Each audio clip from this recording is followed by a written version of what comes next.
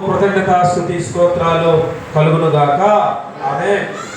ప్రియ దేవుని బిడ్డలారా, మరి దేవుడు ఎన్నో మేలు ఉపకారాలు మన జీవితంలో చేస్తున్నందుకు మరొకసారి దేవుడిని స్తుతిస్తూ ఉన్నాను. కుమారుడు ప్రేమ కుమారుని బట్టి నేనైతే దేవుని సన్నిధిలో ఆయన నామాన్ని మరి సమయంలో పాస్టర్ గారి వాక్యం ఇవ్వాలనుకున్నప్పటికీ దేవుడు మరి జీవధార నదులు మరొకసారి ఆగిపోయిన జీవధార నదులను మరలా ఆయన విడుదల చేయు. మరి నేనైతే దేవుని బిడ్డలారా, ఎప్పుడైతే ఆదివారం అయిపోయిందో అప్పుడే తీర్మానం తీసుకున్నాను, ఇక సమాప్తం, వాక్యం ఇక నేను చెప్పకూడదు. ఎందుకంటే దేవుని సన్నిధిలో ఒకసారి మనకు సన్మానం అయిపోయిందంటే అక్కడి నుంచి మరి బయలుదేరి వెళ్ళిపోవాలి. అయినప్పటికీ ప్రేమ కుమారు నాకు చాలా మరి మేలు చేశాడు, చాలా మరి ఆర్థికంగా కూడా. మరి మొదట సియోన్ రాజు పుట్టినరోజు అయినప్పుడు కూడా ఆర్థికంగా చాలా ఇబ్బందులు ఉన్నప్పుడు కుమారుడు 10,000 రూపాయలు అయితే మరి అడిగిన వెంటనే అక్కడ ఫంక్షన్ ముగింపులో ఉంది, చాలా ఇబ్బందికరమైన పరిస్థితి. వెంటనే నాన్న ఇది పరిస్థితి అనేసరికి అమౌంట్ ఇచ్చాడు, తిరిగి మళ్ళీ తీసుకోలేదు కూడా. దేవునికి స్తోత్రం, హల్లెలూయా.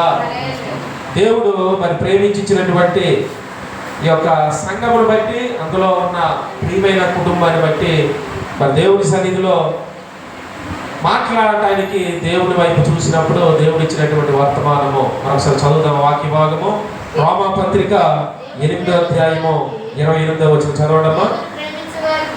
దేవుని ప్రేమించు వారికి అనగా ఆయన సంకల్పం చొప్పున పిలువబడిన వారికి మేలు కలుగుటకై సమస్తము సమకూడి జరుగుచున్నవి ఎరుగుదుము. ఎందుకనగా తన కుమారుడు అనేక సహోదరులలో జ్యేష్ఠుడగినట్లు దేవుడు ఎవరిని ముందు ఎరిగినో వారు తన కుమారుడితో సారూప్యము కలవారవుటకు వారిని ముందుగా నిర్ణయించెను. చాలా ఇక్కడ దేవుడు పెట్టారా, చూడండి, అద్భుతమైనటువంటి ఈ వర్తమానము ఈరోజు మనము వింటూ ఉన్నాం. దేవుని యొక్క మహా అద్భుతమైనటువంటి కృపకు దేవుని నామానికి మరొకసారి స్తుతులు చెల్లిస్తూ ఉన్నాను. మరి దేవుడు ఈరోజు మరి కృపారావు కళ్యాణమ్మ వారి యొక్క వివాహ దినమును బట్టి కూడా వారి మరొకసారి హ్యాపీ మ్యారేజ్ యానివర్సరీ కూడా మరి తెలియపరుస్తూ ఉన్నాను. ప్రియ దేవుడు బిడ్డలారా, దేవుడు తన సంకల్పంలో మనందరూ కూడా నిర్ణయించాడు, నియమించాడు. కాబట్టి క్రీస్తు యేసులో మనము ఏమై ఉన్నామని అంటున్నాడు 28వ వచనంలో. దేవుని ప్రేమించు వారికి ఆయన సంకల్పం చొప్పున పిలువబడిన వారికి మేలు కలుగుటకై సమస్తమును సమకూడి జరుగుచున్నవని ఎరుగుదుము. మేలు కలుగుటకై రోజు అందరికీ కూడా మేలు కలగాలి, అందరికీ కూడా దేవుని యొక్క కృప అధికం అవ్వాలి. దేవుడు బిడ్డలారా, దేవుడు మనతో మాట్లాడే అంశం ఏంటంటే జ్యేష్ఠులు ఎవరు? Who is the first born? జ్యేష్ఠులు ఎవరు? నిజానికి జ్యేష్ఠులు అంటే ప్రేమ కుమారి మొదట పుట్టాడు కదా, ప్రేమ కుమారి జ్యేష్ఠులు అనుకుంటాం. మొదట మరి గంగమ్మ పుట్టింది కదా, గంగమ్మే జ్యేష్ఠులు అని స్మితం అనుకుంటారు. మొదట మరి గోపాలం పుట్టాడు కదా, గోపాలమే జ్యేష్ఠులని ఎస్తేరం అనుకుంటారు. మొదట తండ్రి గారు ఢిల్లీరావు పుట్టాడు కదా, ఢిల్లీరావు గారే జ్యేష్ఠులని హరి గారు అనుకోవచ్చు. ఈరోజు దేవుడు పెట్టారా, who is the first born? ఎవరు జ్యేష్ఠులు? లేఖన భాగాల ప్రకారము ఎడమ వైపు సీనాయి పర్వతం ఉంది, కుడివైపు సియోను పర్వతం ఉంది. దేవుడు పెట్టారా, ఎడమ వైపు అక్కడ మనకి చూస్తున్నప్పుడు అబ్రహాము తేరాహు కుమారుడు. అక్కడ వారికన్నా పెద్దలు ఎవరు ఉన్నారు అబ్రహాం గారి ముందు? నాహోరు, హారాను, అబ్రహాము. కానీ జ్యేష్ఠుల సంఖ్యలో ఎవరు తీసుకొచ్చాడు దేవుడు? అబ్రహాముని తీసుకొని వచ్చాడు. మరి తర్వాత మిగిలిన వారు ఆ నాహోరు, హారోరు సంగతి పరిస్థితి ఏంటి? కానీ దేవుని సంకల్పంలో అబ్రహాముని మాత్రమే జ్యేష్ఠుల సమక్షంలో క్రమంలో ఉంచాడు. ఆమె తర్వాత దేవుడు బిడ్డలారా, జ్యేష్ఠుల లెక్కలో చూసినప్పుడు 12 గోత్రాలు. 12 గోత్రాల్లో జ్యేష్ఠుడు ఎవరు? లెక్క ప్రకారం రూబేను. కానీ తండ్రి పరుపుని ఎప్పుడైతే మొదటి దినవృత్తాంతాలు 5వ అధ్యాయము 1వ వచనం ప్రకారం అభ్యంతరపరిచాడో, ఎప్పుడైతే రూబేను పక్కన పెట్టాడు, యోసేపుని మాత్రం జ్యేష్ఠుడిగా ఎన్నుకున్నాడన్నమాట. హల్లెలూయా. దేవుడు పెట్టారా. తర్వాత యాకోబు, ఏసావు. పెద్దవాడు ఎవరు? యాకోబు పెద్దవాడు. కానీ దేవుడి లెక్కలో ఎవరిని జ్యేష్ఠుడిగా ఇచ్చాడు? యాకోబునే జ్యేష్ఠుడిగా ఇచ్చాడు దేవుడు పెట్టారు. యాకోబు గర్భంలో ఉన్నటువంటి ఇద్దరు కుమారులు ఇస్సాకు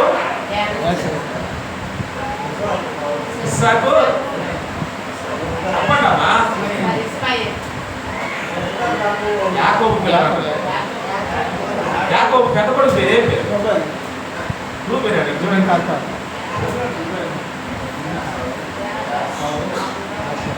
ఇస్సాకు పెద్ద కుమారుడమ్మా.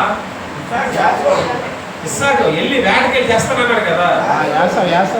ఏసావు రెండో వాడు యాకోబు. యాకోబుని మాత్రమే జ్యేష్ఠుడిగా దేవుడు ఇచ్చాడు అన్నమాట. తర్వాత అక్కడ మనకి అబ్రహాము కొడుకులు కనబడతారు. మరి ఎవరు? ఇస్మాయేలు, ఇస్సాకు. జ్యేష్ఠుడిగా ఎవరు మార్చాడు? ఇస్సాకుని ఇచ్చాడు అన్నమాట. ఇక్కడ మనకి తర్వాత ఎవరంటే యోసేపు.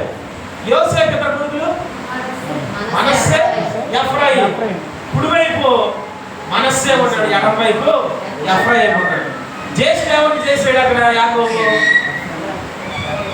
మనస్సేం చేశాడా? ఎఫ్రాయిము చేశాడు. ఎఫ్రాయిము చేశాడు అన్నమాట.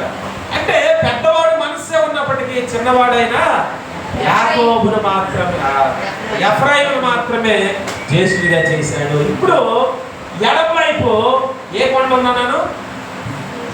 సీనాయి పర్వతం ఉంది. కుడివైపు సియోను పర్వతం ఉంది దేవుని బిడ్డలారా. ఇప్పుడు మనము క్రైస్తవులమని, నిజంగా దేవుని బిడ్డలమని గుర్తిస్తే మనము ఎంత అద్భుతంగా దేవుడి కొరకు జ్యేష్ఠుడిగా బ్రతుకుతామంటే, ఎంత ఉన్నతంగా మనం బ్రతుకుతామంటే, ఇక్కడ ఏమంటాడు రామపత్రికలో?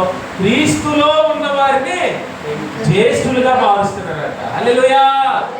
అంటే దేవుని బిడ్డలారా, నిజానికి పాత నిబంధనలో ఉన్నటువంటి జ్యేష్ఠులు ఎవరు? ఇప్పుడు ఒక విధంగా పాత నిబంధనల జ్యేష్ఠులు ఎవరు? కొత్త నిబంధనల జ్యేష్ఠులు ఎవరు? పాత నిబంధనలు ఉన్న జ్యేష్ఠులు ఎవరండి? ఇశ్రాయేలీయులు. ఆమేన్. కొత్త నిబంధనల జ్యేష్ఠులు ఎవరు ఇప్పుడు? మనమే. హల్లెలూయా. చప్పట్లు స్తోత్రం చెల్లించండి. హల్లెలూయా. జ్యేష్ఠులు అంటే మీకు అసలు కిక్కు లేనట్టుగా. జ్యేష్ఠులు అంటే ఏంటో తెలుసు అసలు అర్థము? మొదట పుట్టినవాడు, పెద్ద కొడుకు, ప్రథమ సంతానము. ఈరోజు దేవుడు పెట్టారా. చూడండి, ఎఫెసీయులకు రాసిన పత్రికలో 1వ అధ్యాయము 6వ వచనం చదివితే ఎంత అద్భుతమో అక్కడ రాసాడు. ఒకసారి చదవమ్మా. ఎఫెసీయులకు రాసిన పత్రిక 1వ అధ్యాయం 6వ వచనం. గంభీరించవాలి అక్కడ రికార్డింగ్ లెక్కలు వాయిస్ 1:6. ఎట్లనగా తన ప్రీతియందు తాను ఉచితముగా మనకు అనుగ్రహించిన తన కృపా మహిమకు కీర్తి కలుగునట్లు తన చిత్త ప్రకారమైన దయా సంకల్పం చొప్పున యేసుక్రీస్తు ద్వారా తనకు కుమారులుగా స్వీకరించుటకై మనలను ముందుగా తన కోసం నిర్ణయించుకొని మనము తన ఎదుట పరిశుద్ధులమును నిర్దోషులమునైన ఉండవలనని జగత్ పునాది వేయబడక మునిపే ప్రేమ చేత ఆయన క్రీస్తులో మనలను ఏర్పరచుకొని. అక్కడ అలాగే చెయ్యి పెట్టండి. అక్కడ ఏ పునాదులు అంటున్నాడో? జగత్తు పునాది వేయబడక మునిపే మనల్ని అంటే నిర్ణయించాడు. అలాగే అక్కడ ఉండి మత్తయి సువార్త ఒకసారి 24వ అధ్యాయము 34వ వచనం చదవండి. 25 క్షమించండి, 25 34 చదవండి. మత్తయి సువార్త 25 35 34. అప్పుడు రాజు తన కుడి వైపున ఉన్నవారిని చూచి, నా తండ్రి చేత ఆశీర్వదింపబడిన వారులారా రండి, లోకం పుట్టినది మొదలుకొని మీ కొరకు సిద్ధపరచబడిన రాజ్యమును స్వతంత్రించుకోండి. ఇక్కడ దేవుడు పెట్టారా. ఇది ఏ లోకం అంటున్నాడు? లోకము పుట్టినది మొదలుకొని ఇక్కడ అన్నాడు. వీళ్ళంతా ఎవరు? యేసయ్య చెప్తున్నటువంటి 25వ అధ్యాయంలో లోకమంతట్లో ఆదాము నుంచి ఉన్నటువంటి వారు. వారు ఎప్పుడు ఉన్నారట? లోకము పుట్టకున్న మొదలు. ఇక్కడ ఎఫెసీయులకు రాసిన పత్రిక ఇప్పుడు వీళ్ళెవరు పుట్టారు? జగత్ పునాది అన్నమాట. ఏది గొప్ప? లోకము ముందు గొప్ప. జగత్ అసలు పునాదే లేనప్పుడు క్రీస్తులో ఉన్నవారు గొప్ప. నిజంగా మనం ఎంత ధన్యులు అంటే ఎడమ వైపు సీనాయి పర్వతం మీద ఉన్నటువంటి ఈ లోకము పుట్టక ముందు ఉన్నటువంటి ఇశ్రాయేలు ఒకవైపు ఉన్నారు. కొత్త నిబంధనలు ఉన్నటువంటి క్రీస్తులో పుట్టిన మనము జగత్ పునాది వేయబడక ముందే మనం పుట్టామంట. ఆమేన్. అంటే ఇశ్రాయేలు కంటే ఇశ్రాయేలు జ్యేష్ఠుడు అన్నమాట. కానీ ఆ జ్యేష్ఠుడిని పక్కన పెట్టాడు. ఇప్పుడు క్రీస్తులో ఉన్న జ్యేష్ఠులు ఇప్పుడు మనం దేవుడు పెట్టారు. ఆమేన్. అన్ని సంఖ్యలు చెప్పారు. ఇప్పుడు యాకోబు పుట్టిన పిల్లలు, అబ్రహాం తాలూకా కుటుంబము, అబ్రహాం గర్భంలో 12 గోత్రాలు దేవుడు పెట్టారా. ఇవన్నీ కూడా అవి తర్వాత ఏసాపు ఫలించే కొమ్మ, ఏసాపు పుట్టినటువంటి పిల్లలు, ఇలా చిన్న కుమారుడు మాత్రమే జ్యేష్ఠుడిగా చేశారు. ఈరోజు మన పరిస్థితి, మనము జ్యేష్ఠులము, క్రీస్తులో జ్యేష్ఠులము. ఈరోజు సంఘము కుడివైపు ఉన్నటువంటి దేవుని బిడ్డలారా, పర్వతం మీద ఉన్న సియోను పర్వతంలో మనం క్రీస్తులో ఉన్నటువంటి జగత్ పునాది వేయబడక మునిపే పుట్టినటువంటి జ్యేష్ఠులు. నిజంగా దీనికి కానీ అర్థం మనకు తెలిస్తే జ్యేష్ఠులు బాధ్యత ఎలా ఉంటుందంటే, దేవుని బిడ్డలారా, అన్నీ కూడా ఈరోజు సంఘము రోజు రోజుకి అభివృద్ధి 2025లో బహుగా అవ్వాలి. ఇంకా జ్యేష్ఠులుగా మన వంతు ఏంటంటే దేవుని సంఘం చూడండి, అక్కడ నిర్మాకాండము 22వ అధ్యాయము 29వ వచనం చదవండి ఒకసారి. నీ మొదట సస్య ద్రవ్యములను అర్పింప తడవ చేయకూడదు. నీ కుమారులలో నీ మొదట సస్య ద్రవ్యములను, సస్య ద్రవ్యములు అంటే సస్య ద్రవ్యములు దేవుని బిడ్డలారా, నీకున్న విలువైనటువంటి ద్రవ్యం అన్నారు. సస్య ద్రవ్యములు అంటే నీకున్నటువంటి మొదటిది విలువైనటువంటిది, దాన్ని ఏమంటున్నాడు? తడువు చేయకుండా నీ కుమారులలో జ్యేష్ఠులు నాకు అర్పింపవలెను. జ్యేష్ఠుల్ని అర్పించాలి. ఈరోజు దేవుడు మరొకసారి సేవ కొరకు ఇంట్లో దేవుడు కొంతమంది ఎన్నుకోబోతూ ఉన్నాడు. ఆమేన్. ఈ గృహాన్ని దేవుడు పెట్టారు. ఎందుకంటే దేవుడు ఆ భారము, ఆ బాధ్యత దేవుని యొక్క తల్లిగారు కుటుంబంలో ఒకరిని సేవ కొరకు, మరి మనం ఒకరిని మాత్రమే కాదు కానీ ఇక్కడ జ్యేష్ఠులు అంటే లెక్క ఏంటి? లెక్క ప్రకారం పాత్ర పొందాలని అయితే ముందు పుట్టినోడే జ్యేష్ఠుడు. కానీ క్రీస్తులో ముందు పుట్టినోడైనా, మధ్యలో పుట్టినోడైనా, చివరి కూడా అందరూ కూడా జ్యేష్ఠులే. హల్లెలూయా. దేవుడు పెట్టారు కాబట్టి అందరం కూడా జ్యేష్ఠులుగా ఉన్నాము. ఇక్కడ సస్యమైనటువంటిది, సస్య ద్రవ్యములను అర్పింప తడువు చేయకూడదు. ఈరోజు దేవుడు రాక సమీపంలో ఉంది.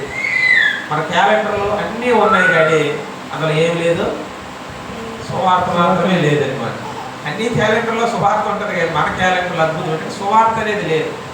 మరి కనీసం మనకి ఆ ప్రేరేపణ ఈ కొమ్మల్లో నుంచి రాబోతున్న సేవకులుగా, మరి గర్భఫలంలో ఉన్నటువంటి అద్భుతమైనటువంటి ఆ యొక్క సస్యల ఫలము, ఆ యొక్క గర్భఫలములో దేవుడు ఆ చిగురుగా దేవుడు ఒక ప్రణాళికమైనటువంటి సేవలో అన్నీ కూడా ఉండాలి అన్నమాట. ఆమె ఏది కూడా కొరత అవ్వకూడదు.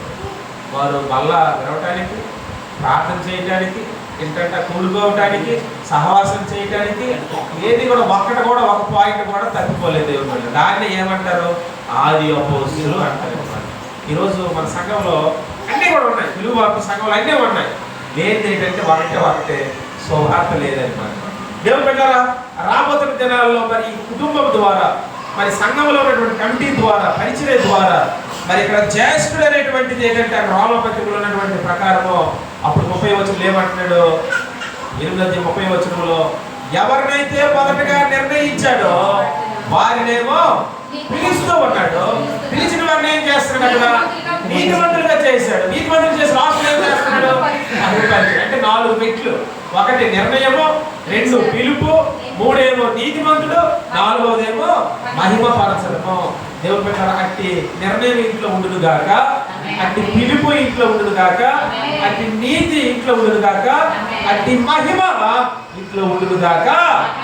ఈ 4 లక్షణాలు ఈ ఇంట్లోనో సంఘములోనో యేసుక్రీస్తు నామములో జ్యేష్ఠులుగా కుడివైపు ఉన్నటువంటి సియోను పర్వతం మీద ఉన్నటువంటి జ్యేష్ఠులుగా జగత్ పునాది వేయబడక మునిపే ఆయన కొరకు మనం ఇంకా మండించబడి రాకడ కొరకు సిద్ధపడి అద్భుతాలు ఆశ్చర్యాలు చేసే గిన్నెగా, నిండి పొర్లే గిన్నెగా ఈ కుటుంబం ద్వారా సంఘములో ఇంకా భీకర కార్యాలు త్రియేక దేవుడు త్రిత్వంలో ఉన్నటువంటి అద్వితీయ దేవుడు జరిగించి నడిపించి వర్ధలింప చేయదు గాక. ప్రార్థన చేసుకుందాం. కళ్ళు మూసుకోండి. ముగింపు ప్రార్థన చేసుకుందాం. దేవుని బిడ్డలారా ముగింపు ప్రార్థన చేసుకుందాం.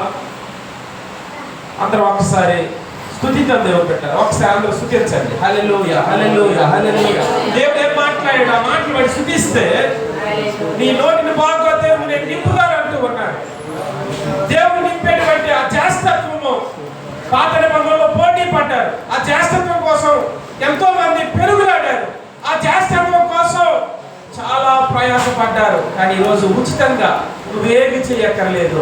క్రీస్తులో జగత్ పునాది వేయబడక మునిపే నిన్ను సియోను పర్వతం మీద జ్యేష్ఠురాలుగా చేసినందుకు ఆయనకి నీ హృదయపూర్వక ఆయనకు అర్పణలు చెల్లించు. సశ్చలమైనటువంటి అర్పణలు చెల్లించు. హల్లెలూయా, హల్లెలూయా, హల్లెలూయా, హల్లెలూయా, హల్లెలూయా, హల్లెలూయా, హల్లెలూయా. నీ సన్నిధిలో జ్యేష్ఠులుగా పిలిచావు, నీ రూపాంతరములో సశలములుగా పిలిచావు, నీ సన్నిధిలో జ్యేష్ఠులుగా పిలిచావు, నీ రూపాంతరములో సశల ఫలముగా పిలిచావు. నీవే నీవే నీవే ఏదైనా చేయగల యేసయ్యా, నీవే నీవే నీవే యేసయ్యా, ఏదైనా చూపగలవు. మేలులతో నీ ప్రేమ, మేలులతో నీ సంకల్పం ఇళ్ళలో కృమరించుమో, ఆమేన్, ఇళ్ళలో జరిగించుమో. ఆమేన్, ఆమేన్, ఆమేన్, ఆమేన్ యేసయ్యా, ఆమేన్, ఆమేన్, ఆమేన్, ఆమేన్ యేసయ్యా, ఆమేన్, ఆమేన్, ఆమేన్, ఆమేన్ యేసయ్యా, ఆమేన్, ఆమేన్, ఆమేన్, ఆమేన్ యేసయ్యా. అద్వితీయ దేవా, జీవం కలిగిన మా తండ్రి, ఈ ఇంటి ద్వారా మీ సేవకులు చేసిన మేలును బట్టి మీకు కృతజ్ఞతలు, స్తుతులు, స్తోత్రాలు. గిన్నెడు చల్లనీరు ఇస్తే మర్చిపోయి చెప్పిన దేవుడు కుమారుడు ప్రేమ కుమార్కి ఇచ్చిన మనసును బట్టి, హేమమును బట్టి, మీరు ప్రేమించిన కుమార్తెలు మరలా మరొక అద్భుతమైన స్వాస్యము అయ్యా మేము కుమారుడే కావాలని అడుగుతున్నాం ప్రభువా. అయ్యా మేము ఏదైతే అడిగామో, ఏది బంధించామో, మా నోటి మాట అవునంటే అవును, కాదంటే కాదు, కుమారుడు కావాలి, వారసుడు కావాలి. ఈ సన్నిధిలో కృతజ్ఞతలు చెల్లిస్తూ మీరు ఇవ్వబోతున్నటువంటి స్వాస్యం మీద ప్రభువా, ఇదిగో నా తండ్రి, నా దేవా, అయ్యా ఇవ్వబోతున్న కుమారుడు ఎఫ్రాయిం అనేటువంటి నామకరణం చేస్తున్నాను ప్రభువా. యేసు నామములో గర్భంలో ఉన్నటువంటి శిశువు ఎఫ్రాయిముగా ప్రభువా, ఇదిగో నా తండ్రి, ఇదిగో నా తండ్రి, నా దేవా, నీకే స్తుతులు, స్తోత్రాలు. వాగ్దానము చేసే నమ్మదగిన దేవుడు, నీ దాసు నోటి మాట రూఢిపరిచేవాడు. నేను ప్రతిగా అయ్యా నా ప్రభువా కృపను విడుదల చేయమని ఈ సన్నిధిలో వేడుకుంటూ ఉన్నాను. ఈ సన్నిధిలో బిడ్డల ప్రభువా, ఇదిగో మీ సన్నిధిలో కంచె వేస్తూ ఉన్నాను ఆయన. ఈ ఫలాన్ని, ఈ స్వాస్యాన్ని అడ్డగించాలని చూస్తున్న ప్రతి అడ్డులు, ప్రతి కట్లు, పట్లు యేసు నామములో తొలగి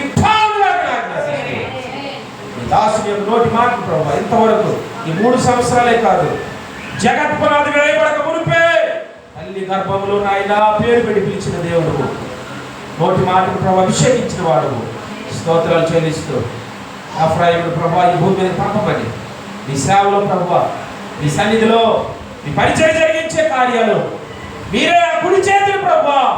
ఆ రోజు యాకోబును ఆయన మనస్సు మీద పెట్టకుండా ఎఫ్రాయిము మీద ప్రభువా, ఇదిగో కంకులుగా ఫలించే కంకులుగా నాయన ఓ నా తండ్రి మీకు వందనాలు. అభిషేకించమని స్తోత్రాలు చెల్లిస్తూ గర్భంలో గంతులు వేసే కృప అధికం చేయమని, అదే విధంగా నాయన కృపారావును బట్టి, కళ్యాణమును బట్టి, వారికి ఇచ్చిన బిడ్డలు బట్టి ప్రభావ, ముగ్గురు సంతానం బట్టి మీకు స్తోత్రాలు. వీరి యొక్క నాయన వారి జీవితంలో కూడా గొప్ప కార్యాలు చేయండి. నా తండ్రి బాలుడు ఎదుగుతున్నటువంటి నాయన చిన్న వయస్సు, ఎన్నో నాయన అనుభవాలు కావాలి. వినోదులు కూడా జ్ఞాపకం చేసుకోండి, కృప చూపించండి. తల్లి గారిని ప్రభు మీ చేతులకు అప్పగిస్తూ ఉన్నాం. ఇంతవరకు నాయన ఎన్నో పాటలు, ఎన్నో దర్శనాలు పంచుకున్నది ప్రభు. తల్లి గారిని ఇంకా మీరు బలపరచండి, ముందుకు నడిపించండి. మాకు మీరు అద్భుతమైన కమిటీలు ఇచ్చారు.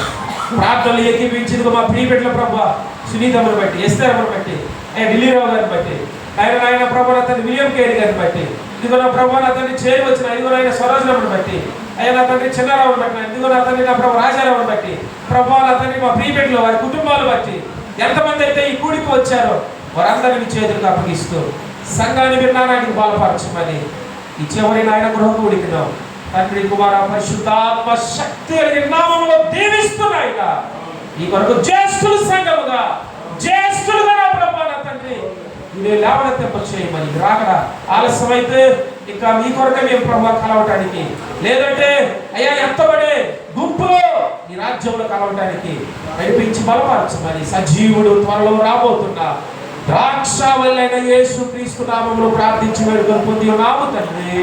ఆమేన్. పరలోకమందున్న మా యొక్క తండ్రి, నీ నామం పరిశుద్ధపరచబడుగా, నీ రాజ్యం వచ్చునుగా, నీ చిత్తం పరలోకమందు నెరవేర్చబడును, భూమి మీద నెరవేర్చబడుగా. అది నామమున మనం దయచేయము, వారిని క్షమించిన ప్రకారం క్షమించుము, శోధనలకు కీడు తప్పించుము. ఎందుకంటే రాజ్యము, శక్తి, మహిమ, బలము నిరంతరం నీవై ఉన్నావు తండ్రి. ఆమేన్. అద్వితీయ దేవుడు తండ్రి